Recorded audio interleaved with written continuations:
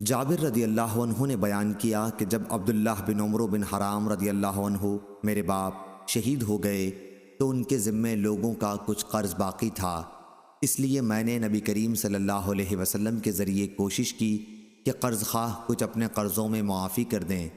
نبی کریم صلی اللہ علیہ وسلم نے یہی چاہا لیکن وہ نہیں مانے۔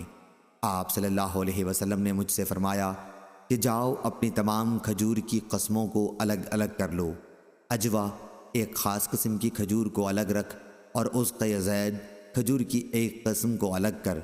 پھر مجھ کو بلا بھیجا، میں نے ایسا ہی کیا اور نبی کریم صلی اللہ علیہ وسلم کو کہلا بھیجا۔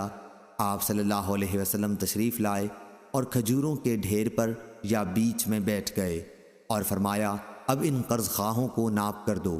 میں نے ناپنا شروع کیا، جتنا قرض لوگوں کا تھا میں نے سب ادا کر دیا، پھر بھی تمام کھجور جوں کی توں تھی، اس میں ایک دانہ برابر کی بھی کمی نہیں ہوئی تھی۔ فراس نے بیان کیا، ان سے شعبی نے، ان سے جابر رضی اللہ عنہ نے نبی کریم صلی اللہ علیہ وسلم سے کہ برابر ان کے لیے تولتے رہے یہاں تک کہ ان کا پورا قرض ادا ہو گیا۔ اور ہشام نے کہا ان سے وہب نے اور ان سے جابر رضی اللہ عنہ نے کہ نبی کریم صلی اللہ علیہ وسلم نے فرمایا کھجور توڑ اور اپنا قرض پورا ادا کر دے۔